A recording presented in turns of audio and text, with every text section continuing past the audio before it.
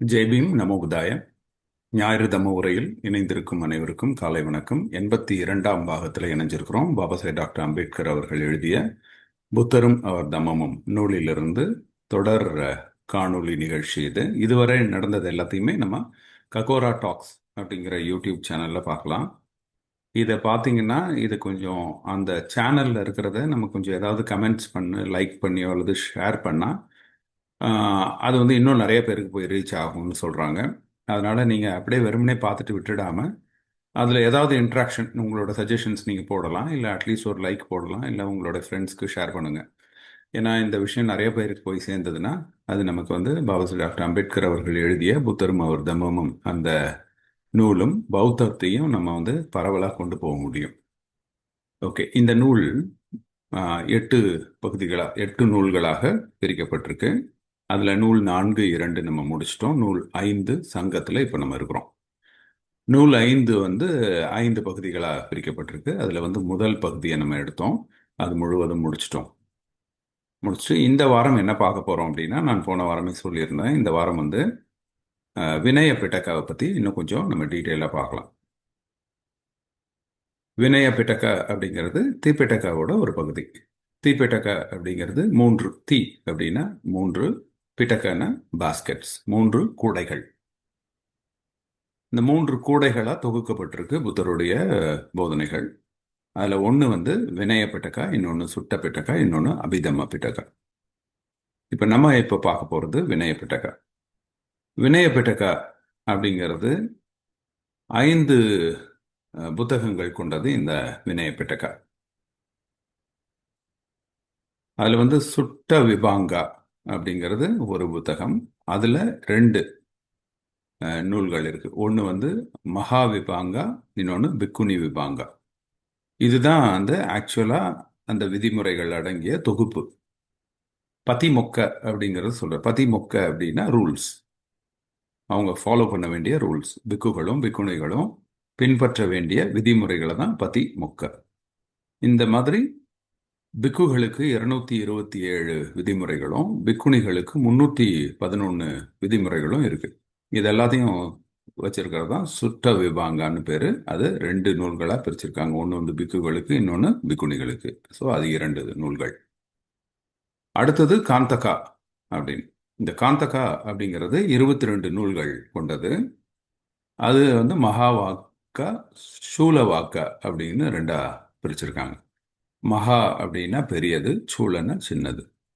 இப்போ அதுவுமே 2 தொகுப்புகள். எதை பொறுத்து இருக்கு அப்படின்னா, அது வந்து நேரடியாக விதிமுறைகள் இல்லை, பட் சங்கத்தின் அமைப்பு அதை பொறுத்து இருக்கு. எப்படி வந்து ஒரு பிக்கு உள்ள வந்து பிக்குவா மாறுறது, சங்கத்தில் எப்படி நிர்வகிக்கிறது, ஏதாவது ஒரு குற்றங்கள் கண்டுபிடிக்கப்பட்டால் அதை எப்படி வந்து அணுகிறது, அந்த மாதிரியான பொது விதிமுறைகள் கொண்டது வந்து காந்தகா.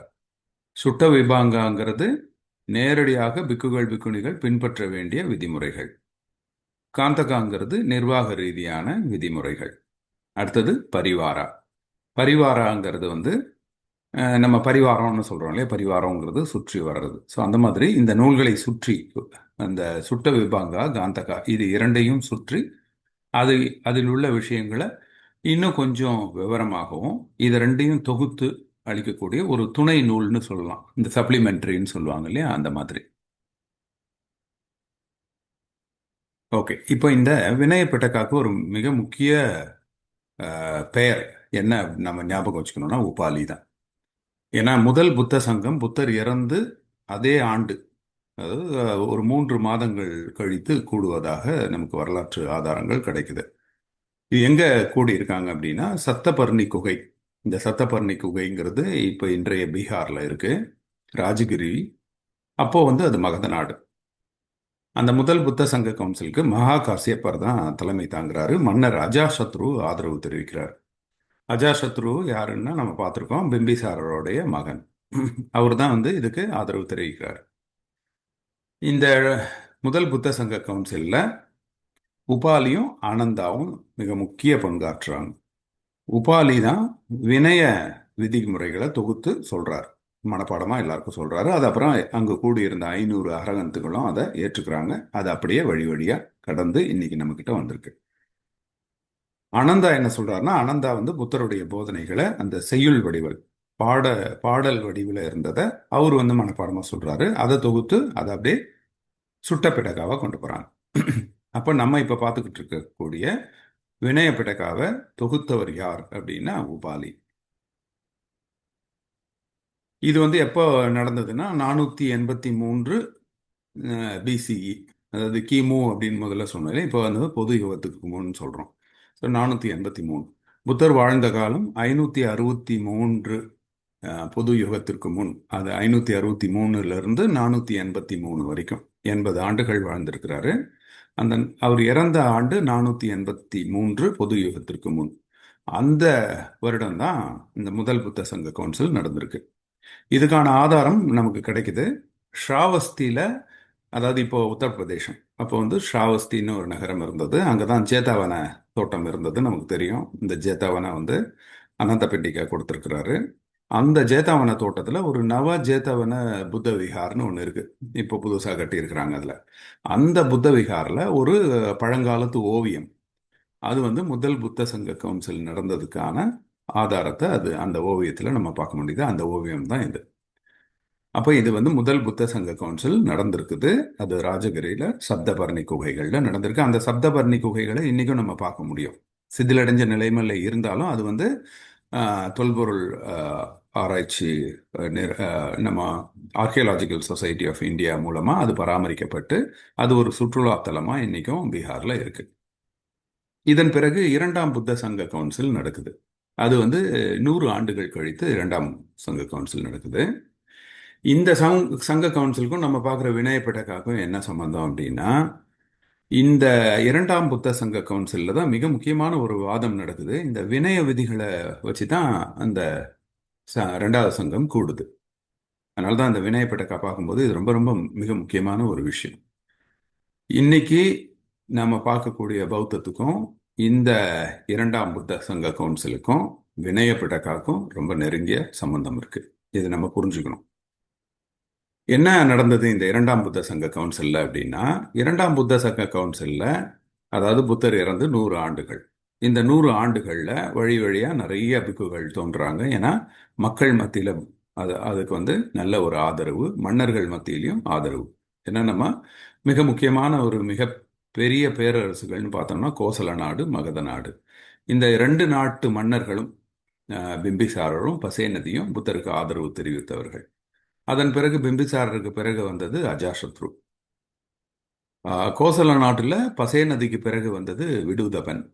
விடுதபன் புத்தருக்கு எதிராக பணி செய்கிறான். ஆனால் அதற்கப்புறம் அஜாசத்ரு வந்து விடுதபனையும் அழிச்சு அது ஒரு மிகப்பெரிய பேரரசாக மாறிடுது.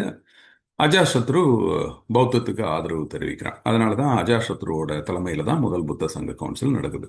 அப்போ நம்ம என்ன புரிஞ்சுக்கிறோம்? இந்த முதல் புத்த சங்க கவுன்சிலுக்கும் இரண்டாவது புத்த சங்க கவுன்சிலுக்கும் இடைப்பட்ட அந்த 100 ஆண்டுகள்ல பௌத்தம் நல்லா வளர்ந்துருக்கு. ஏன்னா மக்கள் கிட்ட ஆதரவு, மன்னர்கள் கிட்ட ஆதரவு. அப்போ இது வந்து செழித்து வளர்ற அந்த டைம்ல புத்த சங்க கவுன்சிலுக்குள்ள புத்தர் காலம் வரைக்கும் கடுமையான கட்டுப்பாடுகள், இந்த வினய விதிமுறைகளை பின்பற்றிட்டு வந்தாங்க. அப்புறம் கொஞ்சம் கொஞ்சமா இந்த இந்த வினய விதிகள்ல தளர்ச்சி ஏற்படுது. நிறைய பேர் அதுக்கு வந்து எதிர்த்து குரல் கொடுக்குறாங்க. முதல் புத்த சங்க கவுன்சிலே ஒரு குற்றச்சாட்டு வைக்கப்படுகிறது. என்ன குற்றச்சாட்டு அப்படின்னா, ஆனந்தா கிட்ட புத்தர் சொல்லி இருக்கிறார், அதாவது நான் இறந்த பிறகு நீங்க வந்து இவ்வளோ விதிமுறைகளை ரொம்ப நெருக்கடியா வைக்க வேண்டாம், சின்ன சின்ன விதிமுறைகளை தளர்த்திக்கலாம் அப்படின்னு புத்தர் சொன்னதாகவும், அது எது எது சின்ன சின்ன விதிமுறைகள் அப்படிங்கிறத அனந்தர் வந்து புத்தர்கிட்ட கேட்டு தெளிவு பெறல. அது வந்து அனந்தருடைய தவறு. அவர் வந்து கேட்டு இருந்தாருன்னா எந்தெந்த சின்ன விதிமுறைகள்னு புத்தரே சொல்லியிருப்பாரு. அப்போ நமக்கு அது சுலபமா போயிருக்கும், நம்ம அதெல்லாத்தையும் டெலீட் பண்ணி இருந்திருக்கலாம் அப்படின்னு அனந்தர் மேல ஒரு குற்றச்சாட்டு வைக்கிறாங்க. அப்போ அந்த அனந்தர் மீதான குற்றச்சாட்டு விசாரிக்கப்பட்டு அதுக்கப்புறம் அதை வந்து அனந்தர் வந்து குற்றமற்றவர்னு சொல்லி அவரை விடுவிச்சு முதல் புத்த சங்க கவுன்சில் நிறைவடைகிறது. அப்போ அங்க ஆரம்பிச்ச அந்த ஒரு எதிர்ப்பு குரல் அப்படியே தொடர்ந்து மக்கள்கிட்ட, அந்த பிக்குகள் கிட்ட இருந்துகிட்டே இருக்கு. முக்கிய காரணம் என்ன அப்படின்னா, நிறைய பிராமணர்கள் வந்து புத்த சங்கத்துல இணைஞ்சிடறாங்க. அவங்க பிராமணிய கோட்பாடுகளை கொண்டிருக்கிறாங்க. பிராமணிய கோட்பாடுபடி பிறப்பினால் உயர்ந்தவர்கள், மற்ற மக்கள் வந்து அவங்களுக்கு வந்து வணங்கணும், அவங்களுக்கு தேவையானதை செய்யணும். இந்த மாதிரி ஒரு ஏற்றத்தாழ்வுகள் நிறைந்த ஒரு கோட்பாடு தான் பிராமணிய கோட்பாடு. ஆனால் பௌத்தம்ங்கிறது சமத்துவ கோட்பாடு. அப்போ பிராமணர்கள் அதே சிந்தனையோட பௌத்த சங்கத்தில் உள்ள வரும்போது அவங்களுக்கு அந்த கோட்பாடுல இருந்து அவங்களால வெளியில வர முடியல. அப்போ அந்த கோட்பாட்டை அவங்க வந்து பௌத்தத்துக்குள்ள உள்ள நுழைக்க முயற்சி செய்கிறாங்க. இந்த 100 ஆண்டுகள்ல அதனுடைய முயற்சிகள் தொடர்ந்து நடக்குது. இது வந்து இரண்டாம் பௌத்த சங்க கவுன்சில் ஒரு மிகப்பெரிய போராட்டமாகவே வெடிக்குது. என்ன நடக்குது அப்படின்னா, இங்க வந்து இரண்டாம் புத்த சங்க கவுன்சில்ல பிக்குகள் கூடியிருக்கிறாங்க. அப்போ ஒரு சில பிராமண பிக்குகள் என்ன பண்றாங்க, எங்களுக்கு வந்து இந்த வினய விதிமுறைகள்லாம் வந்து பின்பற்ற முடியாது, ஒரு சில வினய விதிமுறைகளை நீங்க தளர்த்தணும் அப்படின்னு குரல் கொடுக்குறாங்க.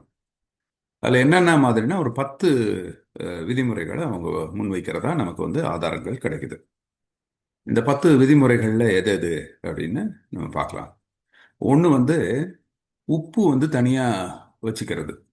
அதாவது பிக்குகள் வந்து உப்பு வந்து அவங்க தனியாக எடுத்துட்டு போகிறது. ஸோ அவங்க வந்து தானம் பிச்சை கொடுக்கும்போது அவங்க சாப்பாடு வாங்கிட்டு அதில் உப்பு பத்தலைன்னா இவங்க வந்து உப்பு கொஞ்சம் சேர்த்துக்கலாம், இதுக்கு வந்து எங்களுக்கு அனுமதி கொடுங்கன்னு கேட்குறாங்க.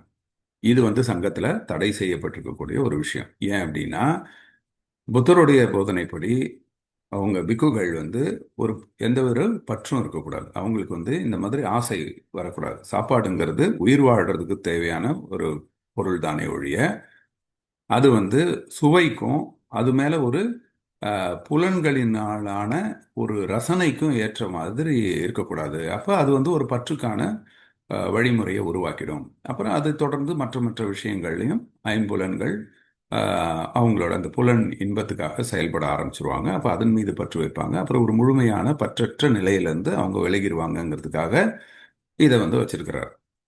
அப்போ இதை வந்து ஒரு கோரிக்கையாக வைக்கிறாங்க. அதுக்கப்புறம் என்ன அப்படின்னா, நண்பகலுக்கு பிறகு பௌத்த பிக்குகள் சாப்பிட மாட்டாங்க. காலையில் ஒரு உணவு, அதன் பிறகு 12 மணிக்குள்ளார ஒரு உணவு, அதன் பிறகு அவங்க சாப்பிட மாட்டாங்க. ஆனால் இந்த இரண்டாம் புத்த சங்க கவுன்சில் அதன் பிறகும் சாப்பிட்றதுக்கு அனுமதி கேட்குறாங்க. அப்புறம் புத்தருடைய வினய விதிகளில் ஒரு தடவை ஒரு வில்லேஜுக்கு போயிட்டாங்க அப்படின்னா அன்னைக்கே அதே வில்லேஜில் திரும்பி போகக்கூடாது.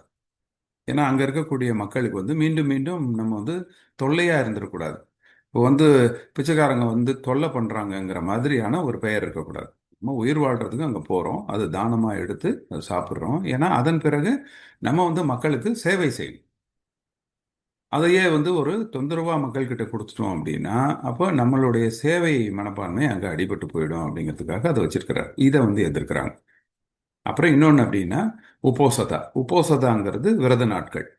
அவங்க மாங்குகள்லாம் வந்து ஒன்றா சேர்ந்து ஒரு குறிப்பிட்ட தினத்தன்னைக்கு அவங்க வந்து இந்த வினய விதி மீறல்களை வந்து அவங்களே தாமாகவே மனமும் வந்து ஒத்துக்குவாங்க. இல்லைன்னா மற்றவர்கள் வந்து குற்றம் சாட்டுவாங்க. அதையொட்டி விசாரணைகள் நடக்கும். அன்னைக்கு வந்து அவங்க விரதம், அதாவது முழு நாளும் சாப்பிடாம இருக்கலாம். இதெல்லாம் நம்ம பார்த்தோம்.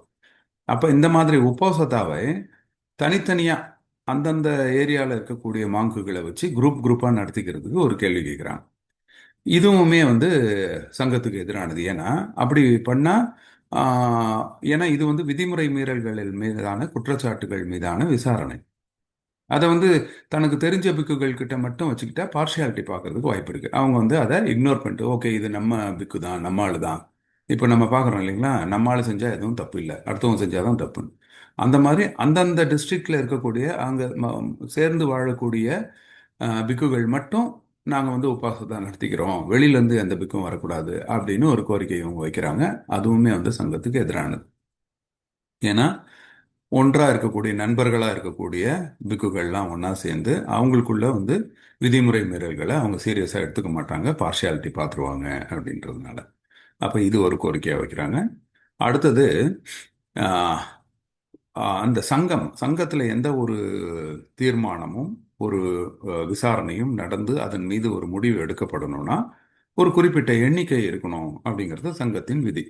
இவங்க என்ன கேட்குறாங்க, அந்த மாதிரி குறிப்பிட்ட எண்ணிக்கை அவசியம் இல்லை, அந்த எண்ணிக்கையை தளர்த்துருங்க, கொஞ்சம் பேர் இருந்தால் கூட நம்ம வந்து அந்த நிர்வாக ரீதியான முடிவுகளை எடுக்கலாம் அப்படின்னு கொண்டு வராங்க. இதையும் கேட்குறாங்க. ஏன்னா சங்கம்ங்கிறது வந்து நம்ம ஏற்கனவே பார்த்தோம், அது முழுக்க முழுக்க ஒரு நேர்மையான அடிப்படையில் கட்டமைக்கப்பட்டிருந்தது புத்தரால. அப்போ அந்த இடத்துல வந்து ஒரு குறிப்பிட்ட எண்ணிக்கை இருந்தால் தான் அங்கே வந்து மெஜாரிட்டி டிசிஷன் எடுக்க முடியும். அப்போ குறிப்பிட்ட எண்ணிக்கை இல்லைன்னா அவங்கவுங்க விருப்பப்படி வந்துட்டு ஒரு தீர்மானத்தை எடுத்துட்டு இதுதான் சங்கத்தின் தீர்மானம்னு மற்றவங்க மேலே திணிக்கிறதுக்கு வாய்ப்பு இருக்கு. அதனால எந்த ஒரு தீர்மானமும் நிர்வாக ரீதியாக எடுக்கப்படணும்னா அதுக்கு ஒரு குறைந்தபட்ச எண்ணிக்கை இருக்கணும் அப்படின்னு புத்தர் வடிவமைச்சிருக்கிறார். அதை இவங்க மீறதுக்கு கேட்குறாங்க. அப்புறம் ஒரு ஆசிரியர் சொன்னாக்க அதை அப்படியே ஏற்றுக்கணும். இப்போ இது வந்து பிராமணிய கோட்பாடு, குருகுல கோட்பாடு. ஆசிரியருக்கு வந்து அபரிதமான நம்பிக்கை வைக்கணும், அவர் சொல்றதை அப்படியே ஏற்றுக்கணும், அதை எதிர்த்து கேட்கப்படாது. அது வேத கோட்பாடு. வேதத்தை எதிர்த்து எதுவுமே பேசக்கூடாது, அது கடவுள் கொடுத்ததை அப்படியே எடுத்துக்கணும். அப்போ குருங்கிறது அவர் வந்து கடவுளுக்கு அடுத்தபடி, அவர் வந்து நம்ம வந்து எதிர்த்து பேசக்கூடாது அப்படிங்கிற ஒரு கான்செப்டை இங்கே கொண்டு வராங்க. இது எல்லாமே பிராமணிக்கல் கான்செப்ட் இவங்க உள்ள கொண்டு வராங்க. இதையும் வந்து சங்கத்தின் விதிமுறைகளுக்கு இது ஒத்து வராது. ஏன்னா இங்கே வந்து யார் ஆசிரியர் சொன்னாலும் சரி, யார் சொன்னாலும் சரி, கேள்வி கேட்டு அதை வந்து நம்மளுடைய பகுத்தறிவுக்கு உட்படுத்தி அதை தான் நம்ம வந்து ஏற்றுக்கொள்ளக்கூடியதா அனுபவ ரீதியாக அதை உணர்ந்து இவர் சொல்றது கரெக்ட் தானா, நம்ம வாழ்க்கையில் அதை பின்பற்றினா நமக்கு நல்லது நடக்குதா அப்படின்னு நம்மளே டெஸ்ட் பண்ணி பார்த்துட்டு தான் எடுத்துக்கணும் அப்படின்னு தான் புத்தர் சொல்றாரு. இதை தான் கலாமா சுட்டால புத்தர் வந்து கலாமா பகுதி மக்களுக்கு சொல்றது. இதுதான் இப்போ நம்ம பெரியார் சொல்றது கூட சொல்லுவோம். யார் சொன்னாலும் நீ ஏற்றுக்காத, உன்னுடைய புத்திக்கும் அறிவுக்கும் அது வந்து நல்லதா இருந்தால் மட்டும் ஏற்றுக்கோ அப்படின்னு சொல்றான்னு சொல்லுவாங்க. அது வந்து பௌத்த கோட்பாடு தான். அப்போ இதை தான் புத்தர் சொல்றது. இது வந்து முதலில் பகுத்தறிவு பேசிய புரட்சியாளர் யார் அப்படின்னா அது வந்து புத்தர் தான். அப்போ அவர் சொல்லி இருக்கிற ரூலை வந்து இவங்க தளர்த்துறதுக்கு இங்கே இரண்டாம் புத்த சங்க கவுன்சிலில் கேட்குறாங்க. அப்புறம் இன்னொன்று என்ன கேட்குறாங்க அப்படின்னா, மதிய உணவுக்கு பிறகு சரி உணவு தான் எடுத்துக்கல, அட்லீஸ்ட் வந்து புளித்த மோர் மோர் அதுவும் குடிக்கணும் அப்படின்னு கேட்குறாங்க. அதுவுமே வந்து புத்தர் காலத்தில் அது அனுமதிக்கப்படாத ஒரு விதி. அதை வந்து இவங்க மீறதுக்கு கேட்குறாங்க. அப்புறம் பதப்படுத்த பதப்படுத்திய குளிர்பானங்கள், அதாவது அது வந்து மதுவாக மாறுறதுக்கு ஜஸ்ட் முன்னாடி, இப்போ இந்த பதநீர்னு சொல்கிறாங்க இல்லையா, கல்லுக்கு முன்னாடி இருக்கக்கூடிய ஸ்டேஜ், அந்த ஸ்டேஜில் குடிக்கிறதுக்கு பர்மிஷன் கேட்குறாங்க. ஆக மொத்தம் ஏதோ ஒன்று அந்த ஆஹ், ஆஹ், அந்த பானங்கள், உற்சாக பானங்களை நோக்கி இந்த விதிமுறை தளர்த்தலை வந்து அவங்க கேட்குறாங்க. அப்புறம் வந்து அஹ், போர்வைகள் வந்து புத்தர் எப்படின்னா அவங்களுடைய உடம்புக்கு ஏற்ற அந்த சைஸுக்கு மட்டும்தான் அனுமதிச்சிருக்கிறார். அதை தாண்டி பெரிய சைஸ் போர்வைகளை வந்து அவர் அனுமதிக்கிறது இல்லை. அது தேவையில்லை. அது வந்து ஒரு சொகுசுக்கான ஒரு வழிமுறை அப்படின்னு அவர் நினைச்சிருக்கலாம். அது வந்து ஒரு விதிமுறையாக இருந்தது. அதையும் தளர்த்த சொல்லி கேட்குறாங்க. அப்புறம் மிக முக்கியமானது ஒன்று என்ன அப்படின்னா, பொன்னும் வெள்ளியும் பிக்குகள் வச்சுக்கிறதுக்கு அவங்க வந்து அனுமதி கேட்குறாங்க. இதுதான் மிகப்பெரிய ஒரு விதிமுறை மீறலா கருதப்பட்டு, மற்றதெல்லாம் கூட சின்ன சின்ன விதிமுறை மீறல்கள். ஆனா இந்த விதிமுறை வந்து அப்போ தலைமை தாங்கின எஸ்ஸா அப்படிங்கிற அந்த பிக்கு வந்து இதை ஏற்றுக்க மறுத்துடுறாரு. அப்போ அங்க இருக்கக்கூடிய இந்த பிராமண பிக்குகள்லாம் வெளியேறிடுறாங்க. வெளியேறி அவங்க போய் மகா சங்கம்னு ஒன்று உருவாக்கிறாங்க. 10,000 பிக்குகளை ஒன்று சேர்த்து மகா சங்கம் அப்படின்னு ஒன்று சேர்த்துடுறாங்க. ஏற்கனவே இந்த புத்தருடைய அந்த அசல் விதிமுறைகளை பின்பற்றி புத்தருடைய போதனைகளை தன்னுடைய வாழ்க்கை முறையில் கடுமையாக பின்பற்றிட்டு வந்த அந்த பிக்குகளை வந்து மூத்த பிக்குகள், தேரர்கள் அப்படின்னு சொல்லிடுறாங்க. ஸ்தவீரா அப்படின்னு சொல்லிடுறாங்க. அப்போதான் இங்கே தான் ரெண்டா பிரியுது. புத்த சங்கமே வந்து முதல் தடவையாக பிரிவினையை சந்திக்கிறது வந்து இந்த இரண்டாம் புத்த சங்க கவுன்சில்ல தான்.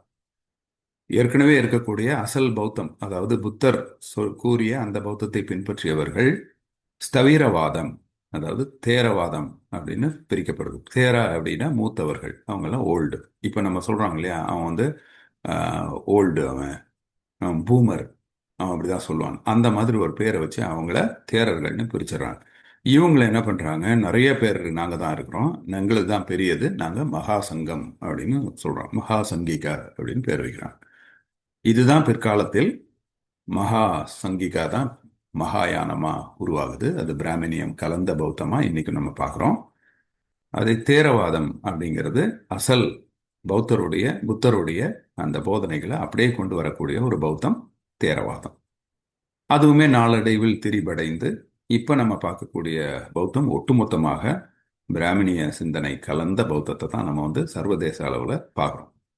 ஆனா இதுதான் வந்து பாபா சாஹேப் டாக்டர் அம்பேத்கர் அவர்கள் காலத்துல டாக்டர் அம்பேத்கர் அதை குறிப்பிட்டு தான் இந்த பௌத்தம் வந்து இப்போ நம்ம பார்க்கக்கூடிய சர்வதேச அளவிலான பௌத்தம் நம்ம வந்து புத்தர் போதித்த பௌத்தம் கிடையாது அப்படின்னு முன்வைக்கிறாரு. ஏன்னா இந்த வினய விதிகளை தளர்த்த ஆரம்பிச்ச அந்த டைம்ல வந்த பிரிவினை தான் இது. குறிப்பா வந்து பொன் பொருள் இவங்க அதை வச்சுக்க கூடாது அப்படிங்கிற அந்த ஒரு விதிமுறையை வந்து கடுமையா இவங்க எதிர்க்கிறாங்க. அதன் பிறகுதான் நம்ம பார்க்குறோம் மகாயான பௌத்தத்துல தான் சிலைகள் உருவாகுது. அந்த சிலைகள் வந்து தங்கத்தினாலான சிலைகள் ஆகுது. இப்ப நம்ம கூட கேள்விப்படுறோம் சூடாமணி விஹார்ல இருந்த ஒரு தங்கத்திலான புத்த சிலையை எடுத்துட்டு வந்து உருக்கி தான் ஸ்ரீரங்கத்துல மதில் சுவர் கட்டினாங்க அப்படின்னு வரலாறு கேள்விப்படுறோம். அப்ப எங்க சூடாமணி விஹார்ல எப்படி தங்கத்திலான புத்தர் சிலை இருக்க முடியும்? ஏன்னா பிக்குகள் தான் தங்கமே வச்சுக்க கூடாது. அப்ப எப்படி அந்த மாதிரி இருக்கும்? இவங்க என்ன பண்றாங்க, தங்கத்தை வாங்குறாங்க மக்கள் கிட்ட இருந்து. வாங்கி அதை புத்தர் சிலையாவே வடிச்சு வச்சுக்கிறாங்க. அப்போ யாரும் கேள்வியும் கேட்க முடியாது. கேட்டாக்கா புத்தர் சிலை தான் நான் வச்சிருக்கேன்னு. ஆனால் இவங்க வந்து கோல்டு பொசஸ் ஆகும். இப்போ இந்த மாதிரி பிக்குகள் என்னைக்கு வந்து தங்கத்தையும் வெள்ளியும் சேர்க்க ஆரம்பிச்சாங்களோ அன்னிலிருந்து தான் பௌத்தத்துக்கான அழிவு துவங்கியது. அது வந்து மகாயான பௌத்தம் அந்த பிராமணர்களின் ஊடுருவல்னால தான் பௌத்தம் வந்து வீழ்ந்தது. இது டாக்டர் அம்பேத்கர் வந்து the decline and fall of Buddhism அப்படிங்கிற நூலில் அதை எழுதுறாரு.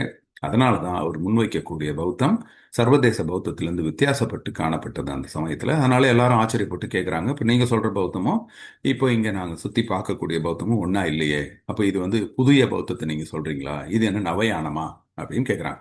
மகாயானா ஹீனயானா அப்படின்னு இருக்கு. இப்போ நீங்கள் சொல்றது நவயானமா அப்படின்னு கேட்குறாரு. பத்திரிகையாளர்கள்லாம் கேட்குறாங்க. பாபா சாஹேப் வந்து அதை நவயானம்னு பெயரிடலைனாலும் இது வந்து நீங்கள் அப்படி புதுசாக இது வந்து வித்தியாசமாக இருக்குன்னா வித்தியாசமாக இருக்குன்னு நினச்சிட்டு போங்க. ஆனால் இதுதான் புத்தர் சொன்ன உண்மையான பௌத்தம் அப்படின்னு பாபா சாஹேப் சொல்கிறாரு. அதனால தான் அவர் அந்த பொறுப்பை எடுத்துக்கிறாரு. புத்தரும் அவர் தம்மமும் நூலை எழுதுறாரு. அந்த நூலில் தான் இப்போ நம்ம வந்து உண்மையிலே புத்தர் என்ன போதிச்சார் அப்படிங்கிறத நம்ம பார்க்க முடியுது. இங்கே வந்து டாக்டர் அம்பேத்கர் பௌத்தம்ங்கிறது பகுத்தறிவு மற்றும் கருணை இந்த இரண்டின் அடிப்படையில் கட்டமைக்கப்பட்ட ஒரு கோட்பாடு தான் பௌத்தம் அப்படிங்கிறத சொல்றாரு. ஒரு தூண் பகுத்தறிவு, இன்னொரு தூண் ஒழுக்கம், அதாவது கருணை. இப்போ இந்த ரெண்டையும் வச்சுதான் பௌத்தமே நிக்குது. இதை நம்ம புரிஞ்சுக்கிறோம். இதுதான் புத்தர் ஆக்சுவலா போதிச்சது. அப்புறம் அது எப்படி மருவி மருவி இப்போ வந்து நம்ம வெளிநாடுகளில் பார்க்குறோம். பெரிய பெரிய விகார்கள் வைக்கிறாங்க, மாங்குகள் வந்து ஆசீர்வாதம் கொடுக்குறாங்க, எல்லாம் போய் மக்கள் காலில் விழுறாங்க.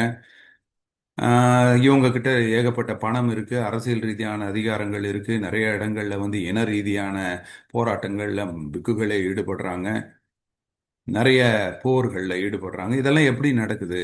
இது வந்து பௌத்தத்தின் அடிப்படை தத்துவத்துக்கு எதிராக இருக்கே அப்படின்னா, இங்க இந்த இரண்டாம் புத்த சங்க கவுன்சில்ல பிராமணர்களுடைய ஊடுருவலினால, பிராமணிய கோட்பாடு ஊடுருவதுனால பௌத்தம் வந்து திரிக்கப்பட்டு இன்னைக்கு நம்ம பார்க்கக்கூடிய பௌத்தம் உண்மையிலே புத்தர் போதித்த பௌத்தமாக இல்லை. அதுதான் வந்து உண்மை. இதுதான் நம்ம பார்க்கணும். அப்போ ஏன்னா இந்த வினய விதிகள், வினய பிட்டிக்காவை நம்ம வந்து டீட்டெயில்டா பார்க்கறதன் மூலம் நம்மளால ஈஸியா ஐடென்டிஃபை பண்ணிட முடியும். எது வந்து புத்தர் காலத்து பௌத்தம், எது வந்து திரிக்கப்பட்ட பௌத்தம். அதனால தான் இந்த வினய பிட்டகாவை நம்ம இன்னும் கொஞ்சம் டீட்டெயில்டா போகணும் அப்படிங்கிறதுக்காக இந்த வார செஷன் ஃபுல்லாவே நான் பாபாசாஹேபோட புத்தரும் அவர் தம்மம் நூலிலிருந்து வெளியில வந்து வினய பிட்டகாவை இன்னும் கொஞ்சம் நம்ம க்ளோஸா பார்க்கணும். அப்பதான் பாபாசாஹேபோட புத்தரும் அவர் தம்மமும் புரிஞ்சுக்க முடியும், புத்தரையும் புரிஞ்சுக்க முடியும், பாபா சாஹேபையும் நம்ம புரிஞ்சுக்க முடியும். இந்த வினய விதிமுறைகள், அதாவது ஆரம்பத்துல புத்தருடைய சங்கம் அவர் எப்போ உருவாக்குறாரு, அந்த 5 பிக்குகளை போய் சாரநாத்தில் சந்திச்சு முதல் பிரசங்கமான அந்த தம்மச்சக்க பவத்தன சுட்டாவை சொல்றாரு.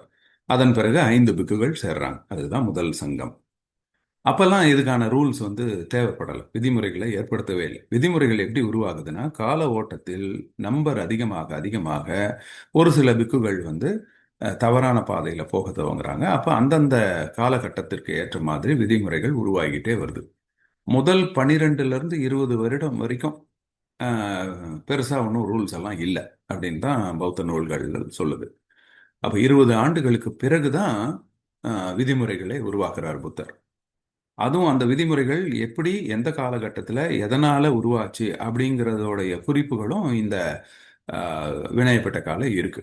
ஒரு எந்த குற்றம் நடந்தது, அந்த குற்றத்தை எப்படி விசாரிச்சாங்க, அதுக்கப்புறம் புத்தர் என்ன மாதிரியான விதிமுறையை உருவாக்கிட்டாரு அப்படின்னு நம்ம இந்த டீட்டெயில் எல்லாமே அதில் பார்க்க முடியுது. இப்போ இந்த விதிமுறைகளை எதுக்கு புத்தர் உருவாக்கி இருக்கிறாருன்னா, அந்த ஒழுக்க கோட்பாடுகளை தவறாம இவங்க கடைபிடிக்கணும் பிக்குகள். அப்படி மீறும் பட்சத்தில் அவங்களுக்கு வந்து ஒரு சில தண்டனைகளையும் விசாரணைகளையும் வச்சாதான் நம்ம வந்து அதை பர்ஃபெக்டாக கொண்டு போக முடியும் அப்படின்னு வடிவமைச்சிருக்கிறார். இதுதான் வினயப்பட்டக்கா. இப்படித்தான் நம்ம புரிஞ்சுக்க முடியுது. இந்த வினயப்பட்டக்கா தான் நம்ம சொன்ன மாதிரி 5 நூல்கள். அதில் வந்து 3 பிரிவுகள்: சுட்ட விபாங்க, காந்தகா, பரிவாரா. சுட்ட விபாங்கா கீழே 2 நூல், காந்தகா கீழே 2 நூல், பரிவாரா ஒரு நூல். ஆக மொத்தம் 5 நூல்கள். இந்த சுட்ட விபாங்கா அப்படிங்கிறது தான், அதுதான் விதிமுறைகள் பதிமுக்க. இதை வந்து ரெண்டா பிரிக்கிறாங்க. ஒன்று பாரஜிகா, இன்னொன்று பாச்சித்யா. பாரஜிகாங்கிறது ரொம்ப தீவிரமான ஒரு மேஜர் குற்றம். அது வந்து கொஞ்சம் சீரியஸான குற்றங்கள் வந்து பாரஜிகால. பாச்சித்யா அப்படிங்கிறது கொஞ்சம் சின்ன சின்ன குற்றங்கள். அதுக்கு வந்து ஏதாவது ஒரு பரிகாரம் செஞ்சிடலாம். அதனால தான் இந்த பிராயச்சித்தம்னு சொல்றது. பிராயச்சித்தம் அப்படிங்கிறது பாச்சித்யா தான். பாச்சித்யா பாலி, சமஸ்கிருதத்தில் பிராயச்சித்தம். அப்போ பிராயச்சித்தம் இப்போ கூட நம்ம சொல்றோம் இல்லையா, ஏதாவது குற்றம் நடந்துச்சுன்னா, இந்த இந்த தவறு நடந்துச்சுன்னா அதுக்கு ஏதாவது பிராயச்சித்தம் பண்ணிக்கலாம் அப்படின்னு. அந்த பாச்சித்யா அது குட்டி குட்டி விதிமுறைகள். அடுத்தது காந்தகா. காந்தகால வந்து ரெண்டா பிரியுது: மகா வாகா, சோழ வாகா. மகானா பெருசு, சோழனா சின்னது. இந்த மகா வாகால மெயினா என்ன ரூல்ஸ் இருக்கும் அப்படின்னா, ஆர்டினேஷன் ரூல்ஸ். ஒரு புத்த பிக்கு எப்படி உருவாகிறது நம்ம ஏற்கனவே பார்த்தோம் இல்லைங்களா. அவர் வந்து ஃபர்ஸ்ட் சிரமணரா ஆவார். சிரமணரா வந்து அதுக்கப்புறம் உபசம்பத்தா எடுத்துட்டு அதுக்கப்புறம் அவங்க வந்து அஹ், ஒரு பிக்குவா மாறுவாங்க. பப்பஜ்ஜ, சிரமண, பப்பஜ்ஜ, அப்புறம் வந்து உபசம்பதா, அப்புறம் வந்து பிக்கு. இந்த மாதிரியான ஒரு பிக்கு எப்படி உருவாகிறது அப்படிங்கிற ரூல்ஸ், விதிமுறைகளை கொண்டது தான் மகாவாகா. அடுத்தது சூலவாகா. அதில் வந்து சின்னது. அதில் என்ன இருக்கும் அப்படின்னா, இன்னும் கொஞ்சம் ஃபைனர் டீடைல்ஸ். இங்கே தான் வந்து எந்தெந்த விதிமுறைகள் எந்தெந்த காலகட்டத்தில் எதனால் புத்தரால் உருவாக்கப்பட்டது அப்படிங்கிற அந்த குறிப்பு வச்சிருக்கிறது சூலவாகா. அப்புறம் பரிவாரா. பரிவாராங்கிறது இந்த சுட்ட விபாங்காவையும் காந்தகாவையும் தொகுத்து அது ஒரு துணை நூல். அது வந்து நம்ம ஒரு இந்த நான் டீடைல் ஒரு சப்ளிமெண்ட்ரி படிக்கிறோம் பாருங்க பாடத்தில், அந்த மாதிரி அது. இப்போ இந்த 5 நூல்கள் தான் வினய பிட்டகா. முதல்ல வந்து ஒன்னொன்னா பார்க்கலாம். ஃபர்ஸ்ட் வந்து இந்த பதிமொக்க, அதாவது சுட்ட விபாங்கா. சுட்ட விபாங்கால ரெண்டா பிரிச்சிருக்கோம் இல்லையா, மகா விபாங்கா, பிக்குனி விபாங்கா. மகா விபாங்காங்கிறது பிக்குகளுக்கான விதிமுறைகள். பிக்குனி விபாங்காங்கிறது பிக்குணிகளுக்கான விதிமுறைகள். பிக்குகளுக்கு 227, பிக்குணிகளுக்கு 311. அதுல பல்வேறு பிரிவுகள் இருக்கு. அதுதான் பாரஜிகான்னு பார்த்த. பாரஜிகாங்கிறது ரொம்ப ரொம்ப சீரியஸான குற்றம். இந்த சீரியஸான குற்றம் பிக்குகளுக்கு 4, பிக்குணிகளுக்கு 8.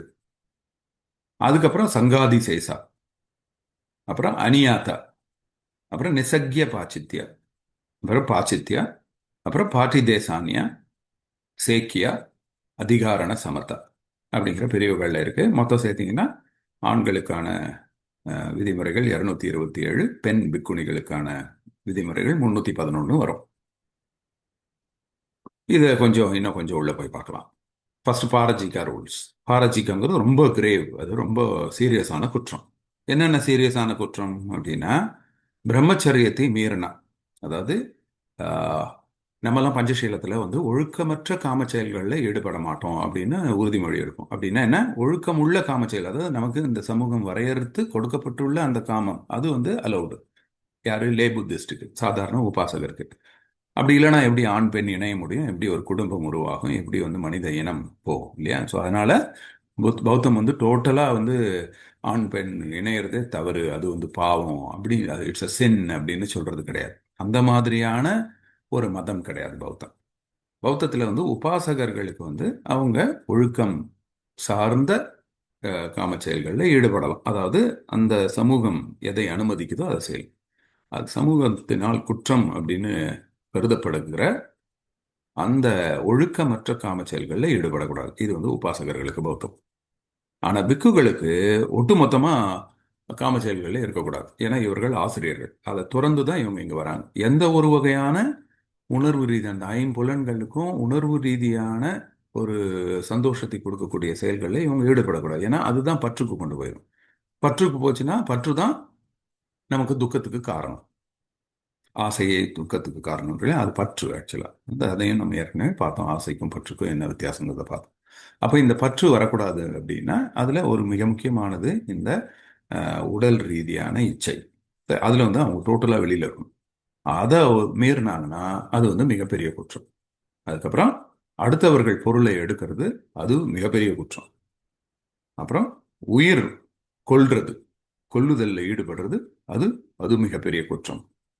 அப்புறம் பொய் சொல்றது, அதுவும் முக்கியமா தன்னை வந்து உயர்ந்தவனா காமிக்கிறதுக்கு அப்ப பொய் சொல்லுவாங்க. நான் வந்து அரகந்த நிலையை அடைஞ்சிட்டேன் அப்படின்னு போய் மக்கள்கிட்ட பொய் சொல்லி தனக்கு மரியாதையை தேடிக்கிறது. இப்ப இதெல்லாம் வந்து மிகப்பெரிய குற்றங்கள். இதெல்லாம் பார்த்தோம்னா நம்ம பஞ்சசீலத்துல வரக்கூடிய குற்றங்கள் தான்.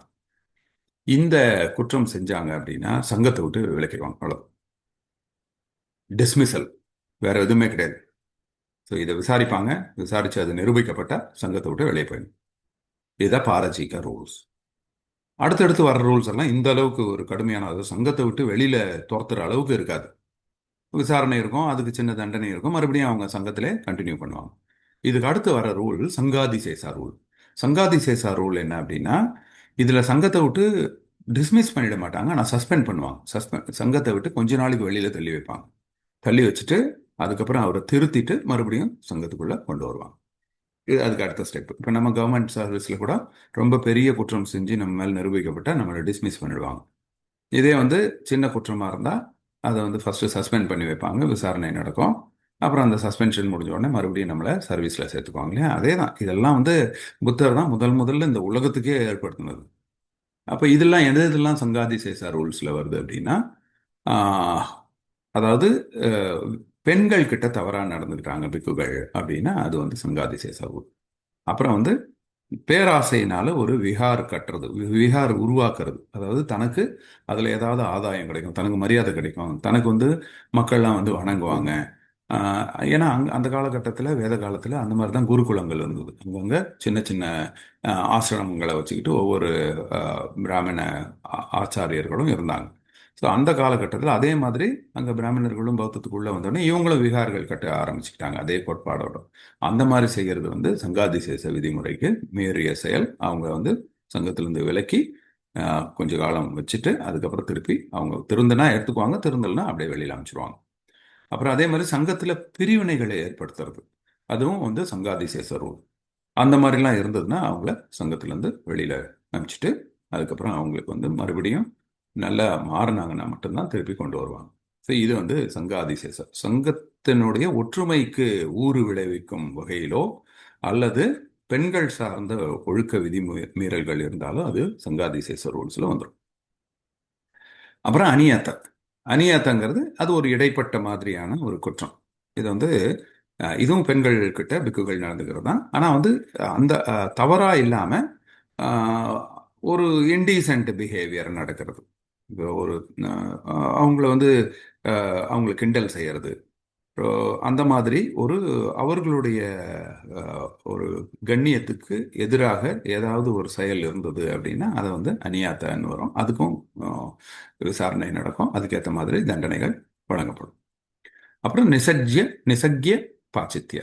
அதாவது இது என்ன அப்படின்னா, நிசக்கிய பாச்சித்யாங்கிறது ஒரு குற்றம் செஞ்சிடறாங்க, அப்போ அதுக்கு என்ன பண்ணுவாங்க, அதை உணர்ந்து தன்னுடைய தவறை உணர்ந்து அதை வந்து திருப்பி கொடுத்துருவாங்க. ஒரு சில விஷயங்கள், அதாவது என்னென்ன இதெல்லாம் இதில் வரும் அப்படின்னா, தன்னுடைய தேவைக்கு மீறி எதையாவது சேர்த்துக்கிட்டாங்க அப்படின்னா அது வந்து நிசக்கிய பாச்சித்திய குற்றமாயிடும். என்னென்ன இவங்களுடைய தேவைகள்?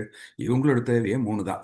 ஒன்று அவங்களுடைய ஆடை, இன்னொன்று அவங்களுடைய தான பாத்திரம், தண்ணி பாட்டில், அப்புறம் அவங்களுக்கு படுக்கை. இந்த மூணுலேயுமே தேவைக்கு அதிகமாக வச்சாங்கன்னா அது வந்து குற்றம் தான். ஸோ நான் சீவரம் தான் வச்சுக்கிறேன் அப்படின்னு சொல்லிட்டு அதுக்காக 20-30 சீவரம் வச்சுக்க கூடாது. அதுலேயும் அந்த மூன்று ஆடைகள் தான், அந்த மூன்று ஆடைகளை தாண்டி இவங்க வேற எதுவும் வச்சுக்க கூடாது.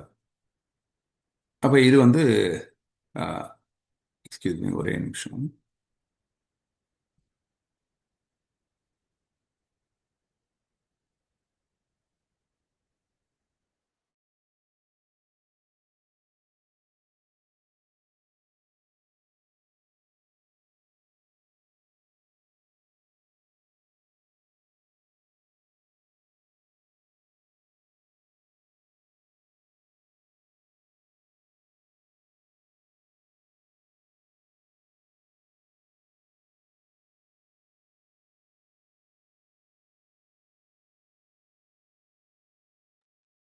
Sorry sorry for the interruption. Okay, கண்டிப்பாக. அப்போ இது வந்து நிசக்கிய பாச்சித்ய. ஸோ அவங்களுடைய சீவரங்கள் தேவைக்கு அதிகமாக வச்சிருந்தாலோ, அல்லது உணவு பாத்திரத்தை தேவைக்கு அதிகமாக வச்சிருந்தாலோ, அல்லது படுக்கைகளை வந்து போர்வைகளை அதிகமாக வச்சிருந்தாலோ, இதெல்லாம் வந்து கிரீடு. இது வந்து தேவையை மீறிய ஆசை. இது வந்து பிக்கு நிலைக்கு எதிரானது. அப்போ இதை வந்து என்ன பண்ணணும் அவங்க? இது குற்றம் அப்படிங்கிறத உணர்ந்து அதை திருப்பி கொடுத்துடணும். நிசக்கிய. நிசக்கியன்னா அதை திருப்பி போய் கொடுத்துறது. பாச்சித்திய. பாச்சித்தியன்னா அதுக்காக மனம் வருந்தல். இது ரெண்டையும் சேர்த்து செய்யக்கூடிய செயல்கள் தான் நிசக்கிய பாச்சித்திய ரூல்ஸ். அடுத்தது வெறும் பாச்சித்தியம். இப்போ ஏதாவது பொருள் எடுத்திருந்தா அதை வந்து திருப்பி கொடுத்துட்டு அதுக்கப்புறம் அதுக்காக மனம் வருந்தலாம். ஆனால் பொருள் மாதிரி எதுவும் இல்லை, அது திருப்பி கொடுக்கறதுக்கு அங்கே ஒன்றும் இல்லை. ஆனால் அது ஒரு குட்டி குற்றம். அவங்க வந்து அதுக்கு வந்து மனம் வருந்தினா மட்டும் போதும் அப்படின்னா, இது வந்து எது யூஸ் ஆஃப் ஃபவுல் லாங்குவேஜ், அதாவது ஒரு கெட்ட வார்த்தையை பயன்படுத்துறது, அப்புறம் சக பிக்குகள் கிட்ட வந்து மரியாதையோடு இல்லாமல் அவமரியாதை செய்யறது, அப்புறம் அந்த 12 மணிக்கு மேலே சாப்பிட்றது, மது போதை பொருட்களை எடுத்துக்கிறது, இதெல்லாம் வந்து மனம் வருந்தக்கூடிய செயல்களா அவங்க வந்து இது வந்து தவறு தான், இனிமேல் நான் செய்ய மாட்டேன் அப்படின்னு அவங்களே திருந்திக்கிட்டாங்க அப்படின்னா அந்த இதை குற்றத்தை விட்டுருவாங்க. அந்த மாதிரியான குற்றங்கள் எது எது அப்படின்னு வகைப்படுத்துறாங்க. இதுக்கு பேரு பாச்சித்திய வினயம். அடுத்தது வந்து பாட்டி தேசானியா. பாட்டி தேசானியங்கிறது அவங்க வந்து இது வந்து உணவு சார்ந்த குற்றங்கள், உணவு சம்பந்தப்பட்ட குற்றங்களை இதில் தொகுத்திருக்காங்க. இதுக்கு என்ன பண்ணணும்னா அவங்க வந்து மன்னிப்பு கேட்கணும். நான் இந்த மாதிரி செய்ய மாட்டேன். அதில் எது எது வருதுன்னா, பிக்குனி கிட்ட இருந்து உணவு வாங்குறது வந்து ஒரு பிக்குக்கு வந்து அது பாட்டி தேசானிய குற்றம். பெண்கள் கிட்ட இருந்து வாங்கக்கூடாது சாப்பாடு. அவர் புத்தர் வந்து அங்கே வைக்கிறார்.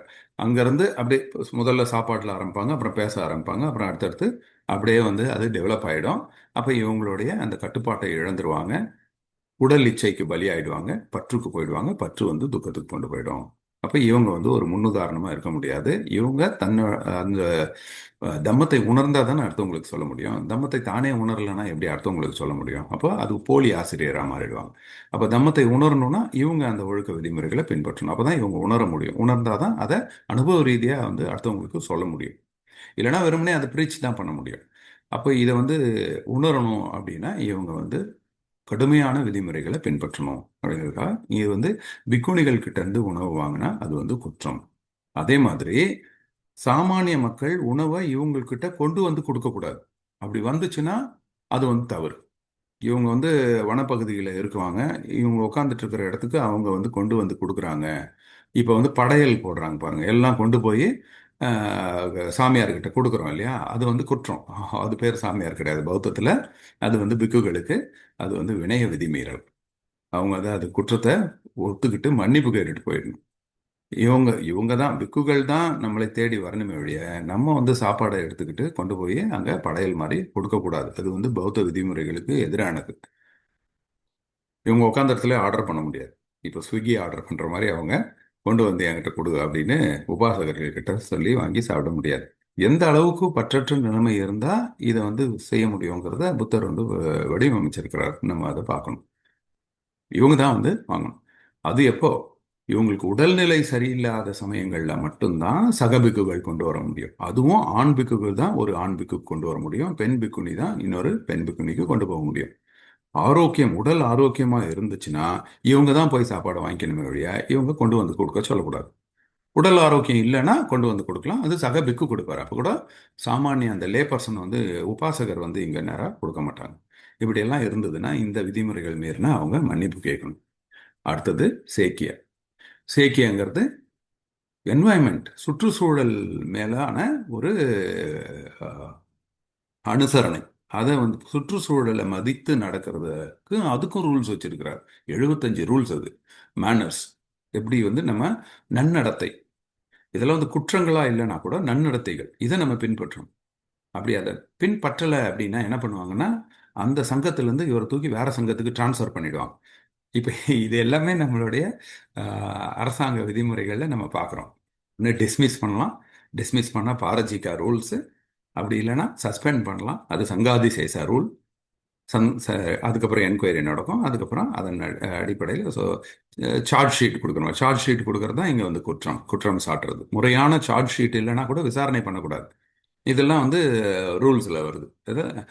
இந்த மாதிரி ஒவ்வொரு விஷயத்தையும் நம்ம இப்போ இன்னைக்கு வந்து பார்க்குறோம் அப்படின்னா இது எல்லாமே சங்கம் தான் நமக்கு வந்து மூலமாக அமைஞ்சிருக்கு. அதனால தான் சங்கத்தை வந்து புரிஞ்சுக்கணும். சங்கத்தை புரிஞ்சுக்கிட்டா நம்ம குடும்பத்தை எப்படி நடத்தணும்னு நமக்கு தெரியும். நம்ம சார்ந்த ஒரு அமைப்பு, ஒரு சமூகம், நமக்குன்னு ஒரு சொசைட்டி, ஒரு ஆர்கனைசேஷனை உருவாக்குறோம்னா அதுக்கு அமையும். இந்த ஒட்டுமொத்த சமூகத்துக்கு அமையும். நம்மளுடைய அரசாங்க நிர்வாகம் அப்படி அமையும். நம்ம ஒரு தனியார்ல ஒரு தொழில் செஞ்சுட்டு இருக்கோம், நம்ம நிறுவனத்தை எப்படி நடத்தணும் அப்படிங்கறத நம்ம புரிஞ்சுக்கலாம். ஒட்டுமொத்த சமூக கட்டமைப்பையும் அரசியலையுமே புரிஞ்சுக்கலாம். இதுங்கிறது தான் ஆரம்பிக்குது. நம்மளுடைய இந்திய அரசியலமைப்பு சட்டமே பௌத்தத்தின் அடிப்படையில், அந்த சங்கத்தின் அடிப்படையில் தான் அது உருவாக்கப்பட்டிருக்கு. இதை ஆழமா டாக்டர் அம்பேத்கர் புரிஞ்சுக்கிட்டதுனால, அவர் வந்து நம்மளுடைய டிராஃப்டிங் கமிட்டி சேர்மனா இருந்ததுனாலையும் இன்னைக்கு நமக்கு வந்து ஒரு மிக அழகான, உலக அளவில் போற்றக்கூடிய ஒரு அரசியலமைப்பு சட்டம் கிடைச்சிருக்கு. அப்படின்னா அதுக்கு புத்தருடைய இந்த சங்கம் வந்து அடிப்படையாக அமைது. அதில் இருக்கக்கூடிய வினய விதிமுறைகளும் அடிப்படையாக அமையுது. அதனால தான் இந்த வினயப்பட்டக்காவை நம்ம கண்டிப்பாக ஒவ்வொரு பௌத்தரும் தெரிஞ்சுக்கணும்.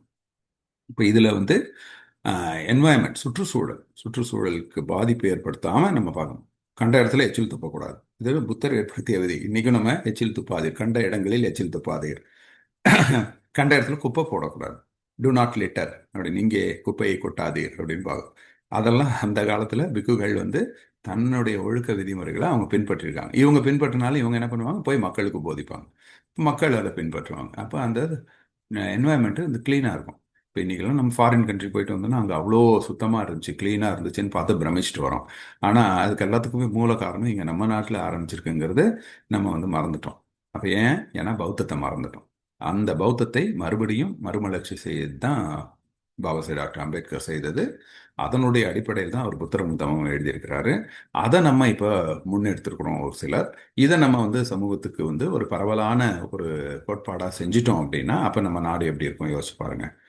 என்ன விஷயம், இதில் எல்லாமே வந்து நல்ல விஷயம் தான் சொல்றாங்க. இப்போ இந்த நல்ல விஷயத்தை எடுத்து சொல்றதுக்கு நமக்கு பெருமையால படணும். ஆனால் நம்ம இதெல்லாத்தையும் அழிச்சிட்டு நம்ம வந்து தாறுமாறா வாழ பழகிக்கிட்டோம். அதாவது புத்தருடைய காலத்துக்கு முன்னாடி அப்படி இருந்தது. அதை வந்து ஒழுங்குபடுத்தினார் புத்தர். மறுபடியும் அதை சிதைச்சு சின்னாபின்னமாக்கி வச்சிருக்காங்க. இப்போ மறுபடியும் ஒழுங்குபடுத்துற ஒரு முயற்சியில் டாக்டர் அம்பேத்கர் இறங்கினாரு. அதன் வழி இப்போ நம்ம போயிட்டு இருக்கிறோம். ஓகே. அடுத்தது அதிகாரண சமத்தா. அதிகாரண சமத்தால 7 ரூல். இது என்ன அப்படின்னா அதிகாரண சமத்தா. அதிகாரம், அந்த பவர்ஸ், என்னென்ன பவர்ஸ், அங்க சமத்துவத்தை, ஒரு நேர்மையான ஒரு ஜனநாயகத்துக்கு உட்பட்டு அங்க வந்து விசாரணைகள் மேற்கொள்ளப்படணும். குற்றங்கள் சாட்டப்பட்டவருக்கு அவருக்கான நியாயத்தை வழங்குவதற்கு என்ன மாதிரியான விதிமுறைகளை பின்பற்றணும் அப்படிங்கிறது தான் அதிகாரண சமத்தா. இதுல வந்து 7 ரூல் இருக்கு. இதுல எப்படின்னா, ஏதாவது ஒரு குற்றச்சாட்டு வந்ததுன்னா அதன் மீது விசாரணை செய்து அதை எப்படி வந்து நம்ம தீர்த்து வைக்கிறது, அதுக்கு என்னென்ன பிரின்சிபல்ஸ், ப்ரொசீஜர்ஸ், அப்புறம் அதை எப்படி கண்காணிக்கிறது, நிர்வாகம், அதில் வந்து விதிமுறைகள், கார்ப்பரேட் லாஸ், இதெல்லாத்தையும் வந்து அது கார்ப்பரேட் லாஸ்னா அந்த சங்கத்துக்கான விதிமுறைகள். இது வந்து தனிப்பட்ட பிக்குகளுக்கான விதிமுறைகளை தாண்டி சங்கத்துக்குன்னு ஒட்டுமொத்தமாக ஒரு ரூல் இருக்கும் இல்லையா, அதுக்கு வந்து கார்ப்பரேட் நிர்வாக ரீதியான விதிமுறைகள். இது எல்லாத்தையும் அடங்கினது தான் அதிகார சமத்தை. இதில் 7 இருக்கு. ரொம்ப டீட்டெயிலாக இதில் போகலன்னா கூட ஒரு சில விஷயங்கள் நம்ம பார்த்துக்கணும். ஒன்று என்ன அப்படின்னா, குற்றம் சாட்டப்பட்டவர் அங்கே இருக்கணும். அவர் இல்லாமல் எந்த ஒரு விசாரணையும் நடக்கக்கூடாது, தீர்ப்பும் வழங்கக்கூடாது. இது ரொம்ப முக்கியம். அதனால தான் இப்பயும் நம்ம வந்து நம்மளுடைய அரசியலமைப்பு சட்டத்திலையும் அப்படிதான், நீதித்துறையிலையும் அவர் நமக்கு வந்து அந்த குற்றம் சாட்டப்பட்டவர் இல்லை அப்படின்னா அவருக்கு வந்து வாய்ப்பு கொடுக்குறாங்க. அந்த தீர்ப்பை வந்து செட்டசைடு பண்ணிட்டு மறுபடியும் அவங்க வந்து அப்பீல் பண்ண முடியும். அதுக்கான ப்ரொவிஷன் நம்மக்கிட்ட இருக்கு. அப்புறம் ஒருத்தர் வந்து மனநிலை பாதிக்கப்பட்ட நிலையில ஒரு குற்றம் செஞ்சுட்டாருன்னா அவருக்கு தண்டனை வழங்கக்கூடாது. இது இப்பயும் நம்ம ஃபாலோ பண்றோம். அப்போ அந்த சமயத்தில் அவர் வந்து சரியான மனநிலையில் தான் இருந்தாரா அப்படிங்கிறத அசஸ் பண்ணிட்டு தான் அவருக்கு வந்து தண்டனை கொடுப்பாங்க. அப்படி இல்லை, அவர் வந்து அந்த டைம்ல வந்து அவரோட மனநிலை பாதிக்கப்பட்டிருக்குன்னா அப்போ அவரை வந்து குற்றம் சாட்ட மாட்டாங்க. இதெல்லாம் வந்து இந்த விதிமுறைகள்ல வருது. இதெல்லாம் வந்து நமக்கு வந்து ம், ஓ இன்னைக்கும் நம்ம வந்து ஃபாலோ பண்ணக்கூடிய விஷயங்கள்லாம் சங்கத்தில் இருக்குது அப்படின்னு பார்க்கும்போது ரொம்ப பிரமிப்பாக தான் இருக்குது. அதே மாதிரி மெஜாரிட்டி, எபுவாசிகா கம்மா அப்படின்னு, அது ஒரு இந்த 7 அதிகார சமத்தால் வரக்கூடியது. அது ஒன்று டெசிஷன். எந்த ஒரு தீர்ப்பு எடுக்கணும், ஒரு தீர்மானம் நிறைவேற்றினாலும் அந்த இடத்துல மெஜாரிட்டி வந்து எடுக்கணும். அதனால தான் இப்பயும் வந்து ஓட்டு எடுப்பு நடத்துகிறோம். பெரும்பான்மை ஓட்டுகள் கிடைச்சதுன்னா அது பாஸ் ஆகுது. அது இல்லைன்னா அதை வந்து ரிஜெக்ட் பண்ணிடுறாங்க. இந்த ஒரு சிஸ்டம் அந்த காலத்துல இருந்திருக்கு. புத்தர் அதை ஏற்படுத்தி இருக்கிறார். அப்புறம் வந்து ஒருவேளை பாதிக்கப்பட்டவரும் குற்றம் சாட்டப்பட்டவரும் ரெண்டு பேரும் அப்புறம் சுற்றி இருந்தவங்க எல்லாருமே ஒத்து போகிறாங்க அப்படின்னா அதை வந்து ட்ராப் பண்ணிக்கலாம். இது காம்ப்ரமைஸ் பண்ணிக்கிறோம் இல்லையா? அந்த காம்ப்ரமைஸ் பண்ணுறதுக்கும் அது வந்து சட்ட ரீதியாக அது ஓகே தான். ஏன்னா ரெண்டு பேருமே சமரசம் ஆயிடுறாங்க. அப்போ அதை எதுக்கு எடுத்துட்டு விசாரணை பண்ணிட்டு, அப்போ அதுதான் வந்து அது வந்து தினாவத்தராக கம்மா அப்படின்னு அதுக்கு ஒரு ரூல் இருக்கு. ஸோ இந்த மாதிரி இன்றைய நடைமுறையில் இருக்கிற எல்லா விஷயங்களும் சங்கத்தில் இருக்கு அப்படிங்கிறத நம்ம புரிஞ்சுக்க முடியுது. ஸோ இத்துடன் இந்த வினய பெட்டகாவுடைய ஒரு ஓவர்வியூ நான் இப்போ கொடுத்துருக்குறேன். இந்த ஓவர்வியூவை நம்ம தெரிஞ்சுக்கிறோம். இது எல்லாமே வந்து நம்ம ஆஹ், டாக்டர் அம்பேத்கர் எழுதிய புத்தரும் அவர் தம்மும் புத்தகத்தின் அந்த வாயிலாக நம்ம வந்து தெரிந்து கொள்ளக்கூடிய எக்ஸ்ட்ரா பாயிண்ட்ஸ். இப்போ மறுபடியும் நம்ம புத்தரும் அவர் தம்மும் புத்தகத்தில் அடுத்த வாரம் போக போகிறோம். பகுதி 2, அதாவது சங்கம் நூல் 5ல் பகுதி 2க்கு போகிறோம்.